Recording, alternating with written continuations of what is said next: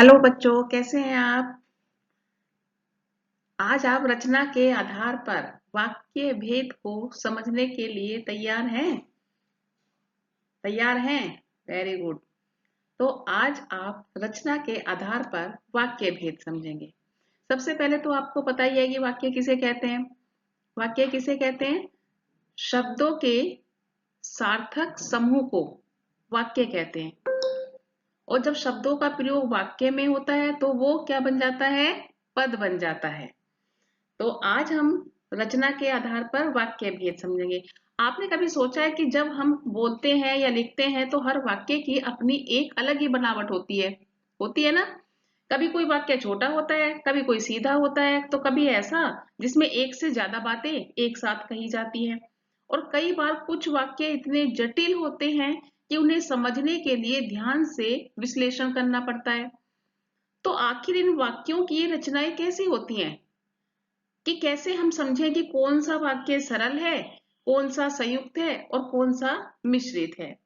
तो आज हम सभी इन्हीं समस्याओं का समाधान ढूंढेंगे कि हम वाक्यों को कैसे पहचानें। तो सबसे पहले तो हम इसके परिचय पे जाते हैं कि रचना के आधार पर वाक्य भेद होता क्या है। उनकी परिभाषाएं समझेंगे, उदाहरण समझेंगे, उसका विश्लेषण और उनमें अंतर करने की आसान सी जो ट्रिक्स होती हैं वो भी समझेंगे। चाहे आप विद्यार्थी हो या प्रतियोगी परीक्षाओं की तैयारी कर रहे हो या आप कोई शिक्षक हो, यह वीडियो आपके हिंदी व्याकरण को मजबूत करने में अहम भूमिका निभाएगा। तो चलिए एक एक करके खोलते हैं वाक्य रचना के ये 3 दिलचस्प आयाम और बनाते हैं हिंदी को और भी आसान और रोचक, सिर्फ यहीं आपके अपने चैनल ज्ञान पथ पर। तो सबसे पहले हम समझते हैं रचना के आधार पर वाक्य भेद है क्या ये। तो हिंदी व्याकरण का एक महत्वपूर्ण अध्याय है एक ये तो, जिसमें वाक्यों को उनकी संरचना के आधार पर हम बांटते हैं या वर्गीकृत करते हैं। वाक्य जो है भाषा की मुख्य इकाई है। इसके द्वारा किसी भाव को पूर्ण रूप से व्यक्त किया जाता है। वाक्य की रचना उद्देश्य और विधेय के योग से पूर्ण होती है। और उद्देश्य और विधेय आप समझते ही होंगे क्या होता है। भाई उद्देश्य होता है कर्ता, यानी कि जो काम करने वाला है वाक्य में वो उद्देश्य है। और विधेय जो वह बात करता है या जो काम करता है वो विधेय, यानी कि कर्ता करने वाला उद्देश्य और जो बात उसके बारे में कही गई है वो विधेय। तो रचना के आधार पर वाक्य के 3 प्रमुख भेद होते हैं। सबसे पहला सरल वाक्य। सरल वाक्य के 2 अंग होते हैं, एक उद्देश्य और एक विधेय। इसके बारे में डिटेल हम आगे पढ़ेंगे। संयुक्त वाक्य, इसमें 2 या 2 से अधिक स्वतंत्र उपवाक्य होते हैं। और तीसरा मिश्र वाक्य, जिसमें एक प्रधान उपवाक्य होता है और एक या एक से अधिक आश्रित उपवाक्य हो सकते हैं। अब आते हैं हम सबसे पहले सरल वाक्य पर। अब ये सरल वाक्य क्या होता है? भाई सरल वाक्य वह वाक्य होता है जिसमें एक ही उद्देश्य और एक ही विधेय होता है। इसमें मुख्य क्रिया एक होती है। इस बात को हमेशा याद रखना कि सरल वाक्य में जो क्रिया होती है वो सिर्फ एक होती है। उद्देश्य कई बार 2 हो सकते हैं पर विधेय जो है हमेशा एक ही मिलेगा और मुख्य क्रिया हमेशा एक मिलेगी।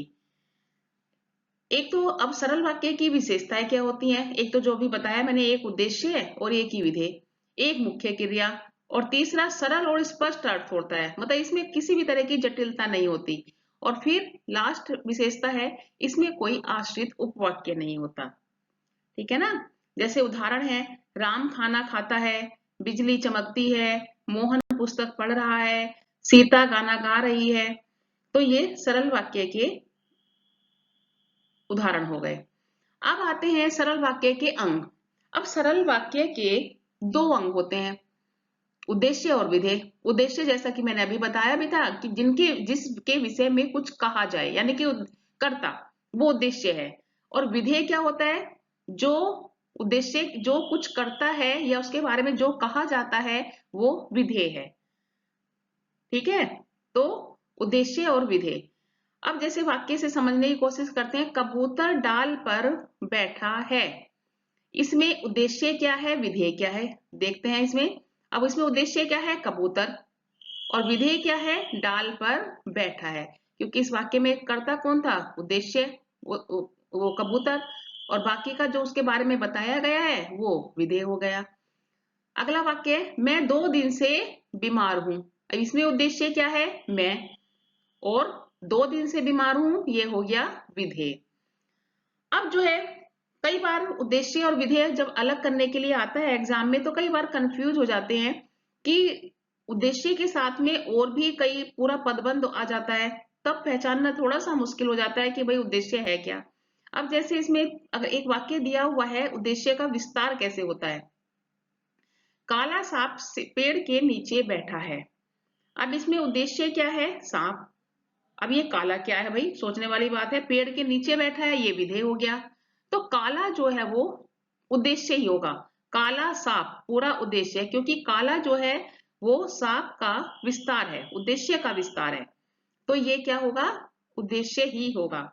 अगले वाक्य से समझते हैं, आपको और क्लियर हो जाएगा। बस्ती के सारे बच्चे इस मैदान में शाम को गेंद खेलने के लिए आते हैं। अब इसमें उद्देश्य क्या है भाई? उद्देश्य तो इसमें बच्चे होना चाहिए। अब जो ये बस्ती के सारे बच्चे हैं, बस्ती के सारे, ये भी जो उद्देश्य बच्चे है उसका विस्तार है, यानी कि ये पूरा पदबंध है, संज्ञा पदबंध। तो ये क्या होगा? पूरा उद्देश्य होगा। जो ये अंडरलाइन है ये सारा उद्देश्य होगा, और इसके बाद का जो हिस्सा है, इस मैदान में शाम को गेंद खेलने के लिए आते हैं, ये पूरा विधेय होगा। अब अगले वाक्य से समझते हैं। रमेश के भाई मोहन ने अपने 2 मित्रों को दीपावली की मिठाई खिलाई। अब इसमें उद्देश्य क्या है? मोहन है। अब ये रमेश का भाई क्या है भाई? रमेश का भाई जो है वो मोहन की विशेषता, यानी कि मोहन का उद्देश्य का विस्तार है। तो ये पूरा पदबंध है एक साथ, तो ये पूरा उद्देश्य होगा। और इसके बाद वाला जितना भी पार्ट है, अपने 2 मित्रों को दीपावली की मिठाई खिलाई, ये क्या होगा? विधेय। अब आता है तीसरा वाक्य, फूलों को देखकर मेरा मन खिल उठा। अब इसमें उद्देश्य क्या है भाई? फूलों को तो नहीं हो सकता। अब इसमें उद्देश्य क्या है? मेरा मन, क्योंकि मेरे मन के बारे में बात हो रही है। इसमें मन उद्देश्य, और मन के साथ में मेरा जो है उसका विस्तार है। तो मेरा मन जो है वो उद्देश्य है, और ये जो पहला और बाद वाला पार्ट है ये विधेय हो गया। तो ये वाक्य बताने से के माध्यम से मैं आपको ये समझाना चाह रही हूँ कि जरूरी नहीं है कि उद्देश्य स्टार्टिंग में ही आए, वो बीच में भी आ सकता है। अब एक वाक्य मैं आपके लिए बोल रही हूँ, जिसका आपको उद्देश्य और विधेय अलग अलग करके मुझे कमेंट बॉक्स में लिखकर बताना है। सड़क पार करता हुआ व्यक्ति घायल हो गया। सड़क पार करता हुआ व्यक्ति घायल हो गया। अब इस वाक्य में आपको उद्देश्य और विधेय अलग अलग करके कमेंट बॉक्स में बताने हैं। ठीक है, अब आते हैं संयुक्त वाक्य पर। संयुक्त वाक्य, अब मुझे पूरी उम्मीद है इससे पहले कि सरल वाक्य आपको समझ में आ गया होगा। सरल वाक्य में 2 ही पॉइंट याद रखने वाले, एक उद्देश्य और एक विधेय होता है, पर मुख्य क्रिया हमेशा एक ही मिलेगी। संयुक्त वाक्य समझते हैं। संयुक्त वाक्य वह वाक्य होता है जिसमें 2 या 2 से अधिक स्वतंत्र उपवाक्य योजकों से, योजक जैसे एवं, तथा, या, अथवा, इसलिए, अतः, फिर भी, तो, नहीं तो, किंतु, परंतु, लेकिन, पर आदि द्वारा जुड़े होते हैं, तो वो संयुक्त वाक्य होता है। इसकी विशेषताएं क्या होती हैं? 2 या अधिक स्वतंत्र उपवाक्य होते हैं, 2 भी हो सकते हैं, 2 से अधिक भी हो सकते हैं, और सभी उपवाक्य समान महत्व के होते हैं। ठीक है। और तीसरा है योजकों द्वारा जुड़े होते हैं, और प्रत्येक उपवाक्य में अपना उद्देश्य और विधेय होता है, यानी कि जितने वाक्य होंगे उनका सबका अपना उद्देश्य और अपना विधेय होगा। जैसे वह सुबह गया और शाम को लौट आया, इसमें और योजक है, ये संयुक्त वाक्य है। बेटा संयुक्त वाक्यों को पहचानना बिल्कुल आसान होता है। उसमें अगर ये योजक, अगर याद रखिए, अगर ये योजक आए हुए हैं तो वो संयुक्त वाक्य ही होगा। उसने बहुत परिश्रम किया किंतु सफलता नहीं मिली, इसमें 2 वाक्य स्वतंत्र उपवाक्य किंतु से जुड़े हुए हैं। या तो तुम जाओ या मैं जाऊं, इसमें या से जुड़े हुए हैं। मेहनत करो नहीं तो परीक्षा में फेल हो जाओगे, इसमें नहीं तो योजक है, तो ये संयुक्त वाक्य है। राम पढ़ता है और श्याम खेलता है, इसमें और योजक है, तो ये संयुक्त वाक्य है। और बाकी मैंने आपको डायग्राम के माध्यम से समझाया हुआ है संयुक्त वाक्य को। संयुक्त वाक्य में स्वतंत्र उपवाक्य होते हैं, बीच में योजक है और ये स्वतंत्र उपवाक्य, दोनों तरफ स्वतंत्र उपवाक्य है और बीच में योजक है। ये संयुक्त वाक्य की संरचना होती है और प्रमुख योजक भी नीचे दिए हुए हैं। ठीक है, अब आते हैं नेक्स्ट पर। अब आते हैं मिश्र वाक्य पर। अब मिश्र वाक्य क्या होता है भाई? सरल वाक्य में एक ही वाक्य होता था, संयुक्त वाक्य में दो या दो से अधिक वाक्य होते थे। अब मिश्र वाक्य में क्या होता है? मिश्र वाक्य को ना बच्चों जटिल वाक्य भी कहते हैं, क्योंकि थोड़ा सा जटिल होता है, इसकी जो संरचना होती है वो थोड़ी सी कठिन होती है। अब मिश्र वाक्य वह वाक्य होता है जो जिसमें एक प्रधान उपवाक्य, प्रधान या मुख्य कुछ भी कह सकते हैं, और एक या एक से अधिक आश्रित उपवाक्य होते हैं। इसमें यानी कि ये कह सकते हैं इसमें एक मुख्य विचार और उससे जुड़े सहायक विचार होते हैं। अब मिश्र वाक्य की विशेषताएं क्या होती हैं? एक प्रधान उपवाक्य होता है यानी कि मुख्य उपवाक्य, एक या एक से अधिक आश्रित उपवाक्य होते हैं यानी कि गौड़ उपवाक्य, योजक शब्दों द्वारा जुड़े होते हैं। अब इसमें योजक शब्द कौन से हो सकते हैं? जैसे कि, जो, क्योंकि, जब, तब, यदि आदि। आश्रित उपवाक्य स्वतंत्र रूप से प्रयोग नहीं किए जा सकते। जो इसके आश्रित उपवाक्य हैं उनकी अपनी स्वतंत्र पहचान नहीं होती, वो प्रयोग नहीं किए जा सकते। अब जैसे उदाहरण से समझते हैं, मेरा दृढ़ विश्वास है कि भारत जीतेगा। इसमें जो ये पहला वाला वाक्य है, मेरा दृढ़ विश्वास है, ये मुख्य उपवाक्य है, प्रधान उपवाक्य है, और ये की के बाद वाला आश्रित उपवाक्य है। सफल वही होता है जो परिश्रम करता है। अब इसमें ये पहला वाला वाक्य मुख्य उपवाक्य और ये बाद वाला, जो के बाद वाला, आश्रित उपवाक्य है। जब वर्षा होती है तब मोर नाचते हैं। इसमें पहला आश्रित उपवाक्य और बाद वाला मुख्य उपवाक्य। यदि तुम मेहनत करोगे तो सफल होगे। ये इसमें देखो, ये बाद वाला मुख्य उपवाक्य और ये पहला वाला आश्रित उपवाक्य है। वह लड़का जो कल आया था मेरा मित्र है। इसमें देखो, ये जो बीच वाला है वो आश्रित उपवाक्य और ये पहला और बाद में जो है ये मुख्य उपवाक्य, यानी कि वह लड़का मेरा मित्र है प्रधान उपवाक्य और जो बीच में आया हुआ है जो कल आया था ये आश्रित उपवाक्य है। मिश्र वाक्य की संरचना भी दी हुई है आपकी आसानी के लिए। ये प्रधान उपवाक्य, बीच में योजक आ गया और ये आश्रित उपवाक्य, और इसके जो प्रयोजक हैं मुख्य, की, जो, क्योंकि, जब, तब, जैसा, वैसा, यदि, तो, यद्यपि, ये सारे इसके योजक आ गए। ठीक है, समझ में आ गया मिश्र वाक्य? मिश्र वाक्य में एक प्रधान उपवाक्य और एक या एक से अधिक आश्रित उपवाक्य होते हैं। अब मिश्र वाक्य के आश्रित उपवाक्य के भेद भी आपको समझने पड़ेंगे। देखो, प्रधान उपवाक्य के भेद नहीं समझने, वो नहीं पूछे जाते प्रश्न। आश्रित उपवाक्य के भेद समझते हैं। तीन भेद होते हैं: संज्ञा आश्रित उपवाक्य, विशेषण आश्रित उपवाक्य और क्रिया विशेषण आश्रित उपवाक्य। ठीक है, अब इसे समझते हैं। सबसे पहले समझते हैं संज्ञा आश्रित उपवाक्य क्या होता है। संज्ञा आश्रित उपवाक्य ऐसे उपवाक्य जो मुख्य वाक्य में संज्ञा या सर्वनाम के स्थान पर प्रयोग किए जाते हैं या कार्य करते हैं, यानी कि मुख्य उपवाक्य में आई हुई संज्ञा के स्थान पर प्रयोग किए जाते हैं, वो संज्ञा आश्रित उपवाक्य होते हैं। इनकी पहचान है कि जो वाक्य है वो की से शुरू होता है। की से जो आश्रित उपवाक्य शुरू होता है वो हमेशा संज्ञा आश्रित उपवाक्य ही होगा। और बच्चों एक बात और है, संज्ञा आश्रित उपवाक्य को पहचानना सबसे ज्यादा आसान होता है, क्योंकि संज्ञा आश्रित उपवाक्य में की आना चाहिए। कई बार की लुप्त हो जाता है पर होगा संज्ञा आश्रित उपवाक्य ही, तो की का प्रयोग अवश्य होता है। जैसे, मुझे यह नहीं पता कि वह क्यों नहीं आया। मुझे यह नहीं पता मुख्य उपवाक्य और की के बाद वाला आश्रित उपवाक्य।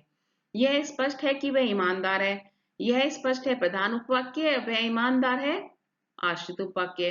संज्ञा आश्रित उपवाक्य। सब जानते हैं कि महात्मा गांधी देश के राष्ट्रपिता थे। सब जानते हैं मुख्य उपवाक्य, महात्मा गांधी देश के राष्ट्रपिता थे आश्रित उपवाक्य। तो ये जो है की के बाद वाला जो है वो हमेशा संज्ञा आश्रित उपवाक्य ही मिलेगा। अब फिर आता है विशेषण आश्रित उपवाक्य। क्या होता है विशेषण? आप वो जैसे कि आपने विशेषण की परिभाषा जानते ही होंगे कि संज्ञा या सर्वनाम की विशेषता बताने वाले जो है वो विशेषण होते हैं। अब इसमें क्या है, शब्द ना होकर वाक्य की विशेषता बताने वाले पूरे जो वाक्य मुख्य उपवाक्य में जो संज्ञा या सर्वनाम है उसकी विशेषता बताते हैं वो विशेषण आश्रित उपवाक्य होते हैं। यानी कि एक बार फिर से समझिए, आश्रित उपवाक्य, विशेषण आश्रित उपवाक्य कौन से होते हैं? जो मुख्य उपवाक्य में आई हुई किसी संज्ञा या सर्वनाम की विशेषता बताने का कार्य करते हैं, वो विशेषण आश्रित उपवाक्य होते हैं।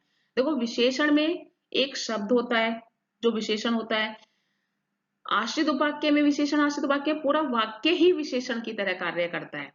और इसकी पहचान के लिए आसानी से जो योजक हैं वो आप हमेशा याद रखें, जैसे जो, जिसने, जिसे, जिन्होंने, जिसका, जिसके, ये जो अगर आते हैं तो वो विशेषण आश्रित उपवाक्य होंगे। जैसे वह लड़का जो सबसे तेज दौड़ता है मेरा मित्र है। अब इसमें जो ये बीच वाला पार्ट है जो के बाद वाला, ये विशेषण आश्रित उपवाक्य है। वह लड़का मेरा मित्र है जो सबसे तेज दौड़ता है, यानी कि लड़का की और जो मित्र है मेरा उसकी विशेषता क्या है? वो सबसे तेज दौड़ता है। तो ये जो बीच वाला वाक्य है ये विशेषण का काम कर रहा है पूरा, तो ये विशेषण आश्रित वाक्य होगा।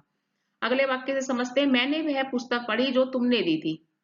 मैंने वह पुस्तक पढ़ी, यानी कि पुस्तक की विशेषता क्या है? ये मुख्य उपवाक्य है पूरा, मैंने वह पुस्तक पढ़ी।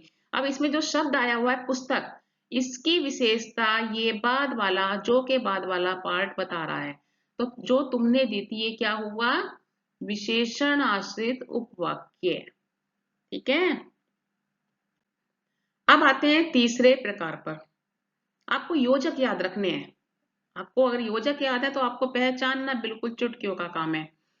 क्रिया विशेषण आश्रित उपवाक्य, इसकी परिभाषा समझते हैं पहले। क्रिया विशेषण की परिभाषा आप जानते ही हो, जो कि एडवर्ब होते हैं, यानी कि जो शब्द क्रिया की विशेषता बताते हैं। अब इसमें क्या हो जाएगा, यहां शब्द की जगह वाक्य आ जाएगा। जो ऐसे उपवाक्य जो प्रधान उपवाक्य में आई हुई क्रिया की विशेषता बताते हैं। विशेषण में क्या था? प्रधान उपवाक्य में आई हुई संज्ञा या सर्वनाम की विशेषता बताते थे।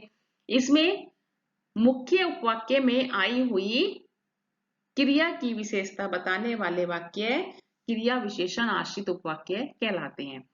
इसकी जो पहचान, योजक याद रखिए आप, जैसे जब आ जाए, जहां आ जाए, ज्यों आ जाए। ये बेटा क्यों लिखा हुआ है? ज्यों है ये, ज्यों। यदि, क्योंकि, ताकि, जैसे ही, जितना, उतना, अगर ये आ जाते हैं तो वो क्रिया विशेषण आश्रित उपवाक्य होगा। अब जैसे उदाहरण समझते हैं, देखो क्रिया विशेषण आश्रित, क्रिया विशेषण के आपने 4 भेद पढ़े थे।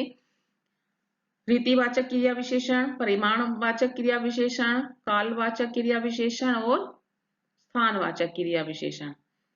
अब जैसे जब बारिश हुई तब हम लौट आए, जब यानी कि समय की बात हो रही है, तो यहां पर ये क्रिया विशेषण आश्रित उपवाक्य है। बारिश होने पर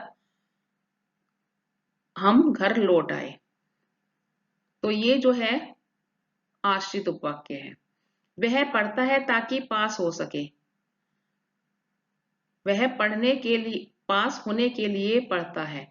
तो ये जो बाद वाला पार्ट है ये क्रिया विशेषण आश्रित उपवाक्य है, और वह पढ़ता है मुख्य उपवाक्य। अब चलते हैं नेक्स्ट। अब देखिए क्रिया विशेषण के आपने 4 भेद पढ़े हैं। अब जैसे क्रिया विशेषण में, कालवाचक क्रिया विशेषण में हमें कब का आंसर मिलता था, तो यहाँ पर अगर हमें जब मिल रहा है वाक्य में तो वो क्रिया कालवाचक क्रिया विशेषण होगा। अगर जहां मिल रहा है तो स्थानवाचक होगा। अगर जितना मिल रहा है तो परिमाणवाचक होगा। और अगर ज्यों या जैसे मिल रहा है तो वो रीतिवाचक क्रिया विशेषण होगा। और एक पांचवें प्रकार के और होते हैं हेतुवाचक। हेतु यानी कि कारणवाचक या परिणामवाचक। यदि तुमने मेहनत की तो अवश्य पास होते। इसका सरल वाक्य क्या बनेगा? मेहनत करने पर अवश्य पास होते। तो ये जो है पहला वाला जो है ये हेतुवाचक है, और ये बाद वाला जो है तो के बाद वाला प्रधान उपवाक्य है।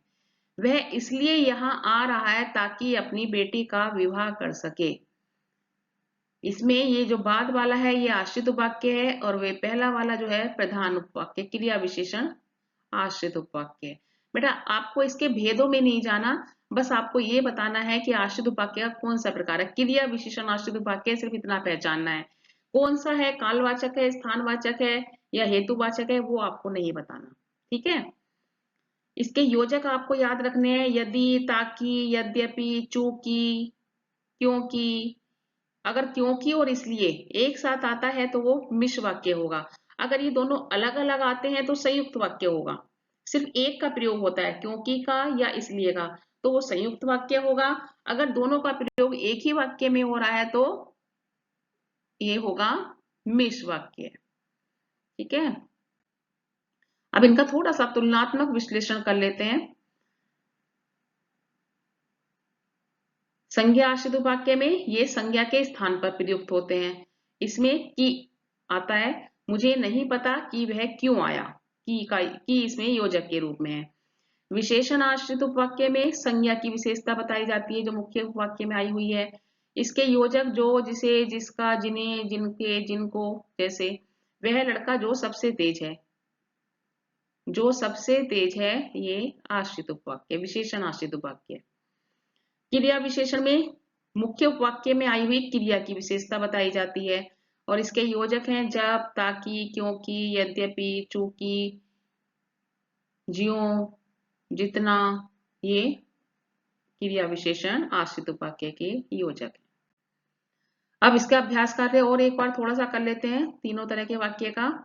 इन वाक्यों में आपको उपवाक्य की पहचान बतानी है, उसका प्रकार बताना है। वह कहता है कि वह आएगा। अब इसमें कैसे पहचानेंगे ये कौन सा आश्रित वाक्य है? इसमें देखिए की आ रहा है, की को देखिए। अब की आ रहा है तो कौन सा वाक्य होना चाहिए? कौन सा आश्रित वाक्य? संज्ञा आश्रित वाक्य। मैंने आपको पहले भी बताया कि अगर की का प्रयोग हो रहा है तो वो संज्ञा आश्रित वाक्य ही होगा। इसे पहचानना बिल्कुल आसान है। जब मैं घर पहुंचा तब वह जा चुका था। यहाँ जब आ रहा है, और जब, जहां, जितना, ये किसमें आते हैं? क्रिया विशेषण में। तो ये जो है क्रिया विशेषण आश्रित वाक्य है, जब मैं घर पहुंचा। ठीक है। वह आदमी जो सफेद कपड़े में था डॉक्टर था। अब इसमें आदमी की विशेषता क्या है? जो सफेद कपड़े में था। तो ये जो बीच वाला पार्ट है ये विशेषण आश्रित वाक्य है। योजक से पहचानिए, जो, जिसे, जिसने आ रहा है तो ये विशेषण आश्रित वाक्य होगा। ठीक है। तीनों तरह के वाक्य पहचान लिए बच्चों। अब हम समझते हैं ना कि प्रधान उपवाक्य को हम पहचाने कैसे। अब सबसे बड़ी दिक्कत ये आती है विद्यार्थियों के सामने, या जो प्रतियोगी परीक्षाओं में भाग लेने वाले विद्यार्थी हैं, कि प्रधान उपवाक्य कैसे पहचाने। कई बार हमें पहचान नहीं पड़ती, या आश्रित वाक्य की पहचान नहीं पड़ती, तो पहचाने कैसे? तो उसमें अब जो है वो समस्या जो है आपकी अब बहुत आसान तरीके से सुलझने वाली है। सबसे पहले तो समझते हैं, देखो प्रधान उपवाक्य होता क्या है? प्रधान उपवाक्य वह होता है जिसकी क्रिया मुख्य होती है, और आश्रित वाक्यों का आरंभ जो है हमें प्राय कि, जो, जिसे, जिसने, क्योंकि आदि से होता है, ये योजक है। अब इसमें आपको करना क्या है पहचानने के लिए, कि अगर आपको मान लो आश्रित वाक्य की पहचान नहीं पड़ रही, या प्रधान उपवाक्य की पहचान नहीं पड़ रही, और एग्जाम में आया हुआ है, तो आप करें क्या?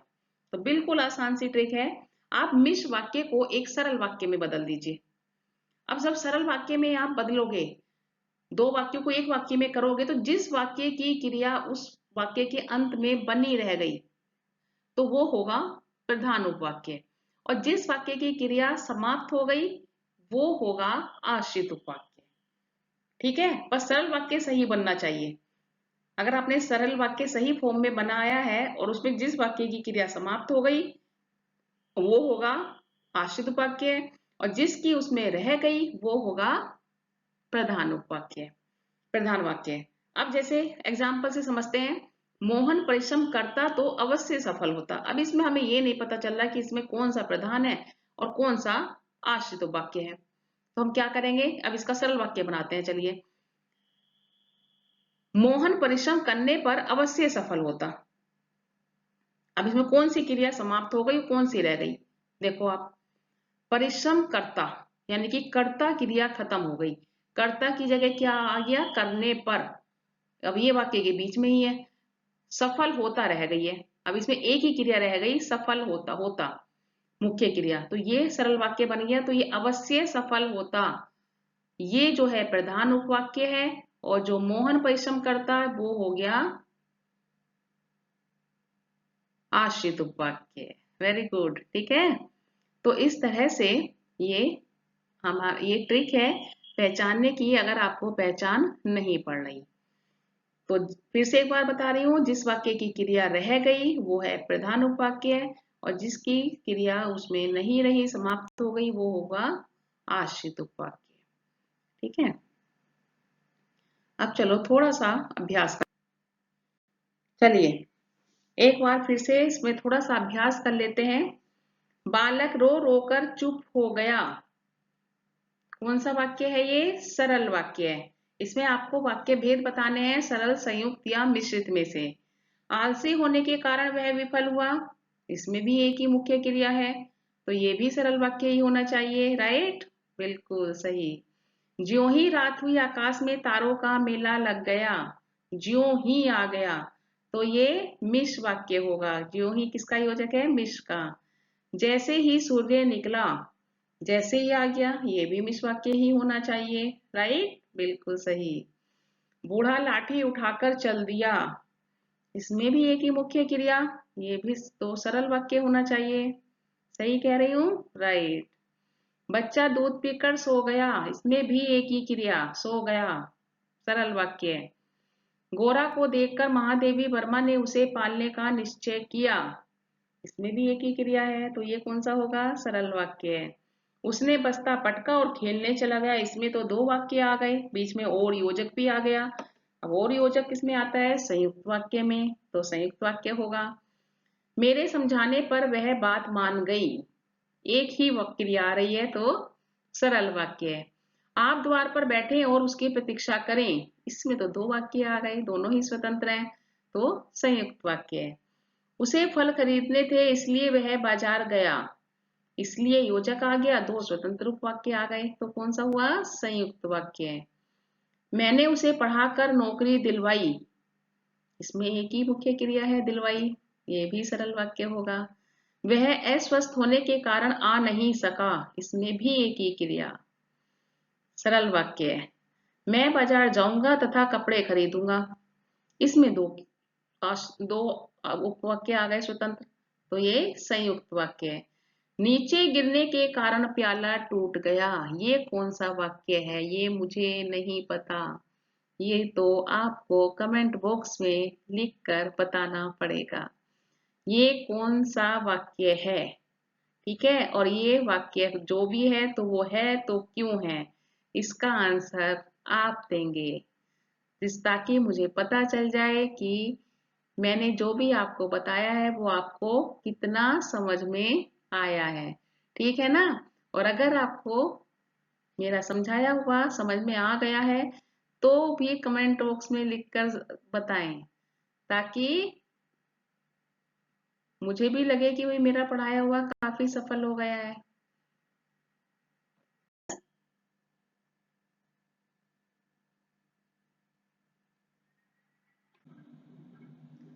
बच्चों, अब आपने इतना ये अभ्यास करके मुझे लगता है कि आपको काफी कुछ तीनों तरह के वाक्य समझ में भी आ गए होंगे और उनमें अंतर भी स्पष्ट हो गया होगा। अब तीनों प्रकार के वाक्य की तुलना एक बार फिर से एक डायग्राम के माध्यम से करते हैं। देखो, वाक्य प्रकारों की तुलना, कैसे तुलना, भाई उनकी संरचना की जटिलता को देखना चाहिए, अर्थ की स्पष्टता तीनों तरह के वाक्य में, क्रियाओं की संख्या, योजकों का प्रयोग और स्वतंत्रता, इनके आधार पर जो है वाक्य के प्रकारों की तुलना हम कर सकते हैं। अब वाक्य रूपांतरण पर आते हैं। वाक्य रूपांतरण का अर्थ है एक प्रकार के वाक्य को दूसरे प्रकार के वाक्य में बदलना। बस मूल अर्थ वही रहना चाहिए। अब वाक्य रूपांतरण के नियम क्या क्या हो सकते हैं? एक तो मूल वाक्य का जब हम रूपांतरण करते हैं तो उसका अर्थ परिवर्तन नहीं होना चाहिए, वाक्य के प्रकार में परिवर्तन होना चाहिए, और हमें वाक्य को रूपांतरण करते समय उचित संयोजकों का प्रयोग करना चाहिए कि कौन सा योजक सही बैठेगा। अब जैसे सरल वाक्य है, मोहन के आने पर सभा शुरू हुई। अब इसका मिश्र वाक्य अगर हम बनाना चाहें तो क्या बनेगा? जब मोहन आया तब सभा शुरू हुई। तो ये हमने कालवाचक क्रिया विशेषण यानी कि मिश्र वाक्य में बनाया। सरल वाक्य है, वर्षा होने के कारण मैं घर पर रुका। ये सरल वाक्य है। अब इसका संयुक्त वाक्य बनाना है हमें, तो हम क्या बनाएंगे? वर्षा हो रही थी इसलिए मैं घर पर रुका। तो हमने जो सही योजक है इसलिए उसका प्रयोग करा।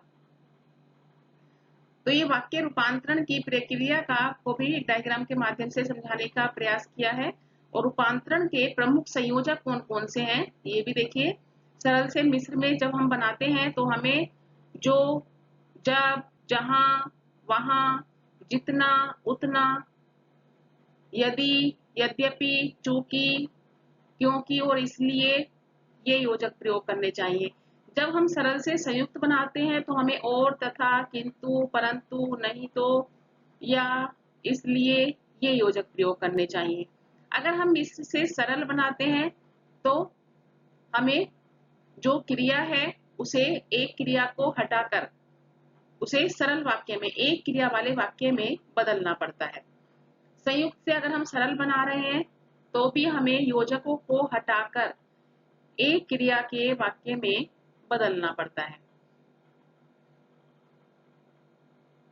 अब आगे बढ़ते हैं। अभ्यास प्रश्न,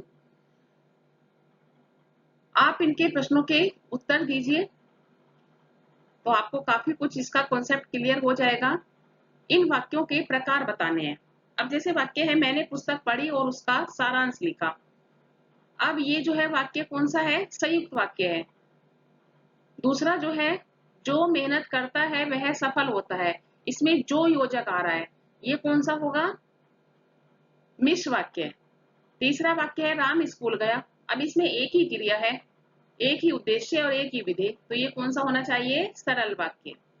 अब जैसे इस सरल वाक्य को हम मिश्र वाक्य में बदलते हैं। उसके आने पर सब खुश हो गए। अब इसका अगर आपको मिश्र वाक्य बनाना है तो आप क्या बनाओगे ये आप कमेंट बॉक्स में लिख कर बताएंगे। ठीक है, इस वाक्य का आंसर आप कमेंट बॉक्स में लिख कर बताइए, तब मुझे पता चल जाएगा कि आपको कितना समझ में आया। अगला है, मेहनत करने वाला सफल होता है। अब इसका आपको मिश्र वाक्य बनाना है। अब कौन से मिश्र वाक्य का योजक प्रयोग करेंगे इसका आंसर मैं बता देती हूँ। जो मेहनत करता है वही सफल होता है। अब इन मिश्र वाक्यों को सरल वाक्य में बनाइए। एक मैं बनाऊंगी, बताऊंगी, और एक आप कमेंट बॉक्स में लिख कर बताएंगे। जब वह आया तब मैं सो रहा था। अब इसका सरल वाक्य क्या बनेगा? अब हमें योजक भी हटाने हैं, दो क्रियाएं हैं, एक क्रिया भी बनानी है। उसके आने पर मैं सो रहा था। ठीक है, उसके आने पर, आया की जगह आने पर, जब तब हटाना पड़ेगा, उसके आने पर मैं सो रहा था। अब अगला वाक्य आप कमेंट बॉक्स में लिखकर बताइए। जो लोग ईमानदार होते हैं वे सम्मानित होते हैं। इसका सरल वाक्य क्या होगा? ठीक है,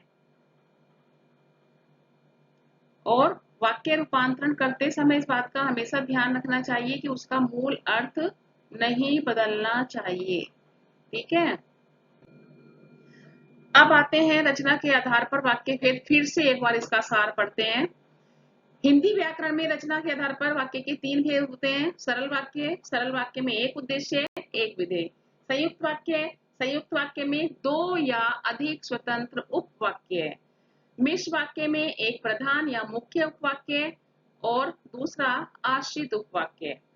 और आश्रित उपवाक्य के फिर से तीन भेद, संज्ञा आश्रित उपवाक्य, विशेषण आश्रित उपवाक्य और क्रिया विशेषण आश्रित उपवाक्य। क्रिया विशेषण आश्रित उपवाक्य के फिर से पांच भेद, रीतिवाचक क्रिया विशेषण आश्रित उपवाक्य, कालवाचक आश्रित उपवाक्य, कालवाचक क्रिया विशेषण आश्रित उपवाक्य, स्थानवाचक आश्रित क्रिया विशेषण उपवाक्य और परिमाणवाचक और लास्ट में हेतुवाचक। वाक्य रूपांतरण एक प्रकार के वाक्य को दूसरे प्रकार के वाक्य में बदलने की प्रक्रिया को वाक्य रूपांतरण कहते हैं, जिसमें मूल अर्थ अपरिवर्तित यानी बदलता नहीं है और संयोजक शब्दों का प्रयोग करना आवश्यक होता है। महत्वपूर्ण बिंदु, वाक्य भाषा की मुख्य इकाई है। वाक्य के प्रकार की पहचान उसकी संरचना से होती है कि वो अर्थ के आधार पर है या रचना के आधार पर है। योजक शब्द वाक्य के प्रकार निर्धारित करने में महत्वपूर्ण भूमिका निभाते हैं और वाक्य रूपांतरण में अर्थ परिवर्तन नहीं होना चाहिए। ठीक है, अब जो है मैं पूरी मुझे उम्मीद है, विश्वास है कि आपको ये पूरा रचना के आधार पर वाक्य भेद समझ में आ गए होंगे।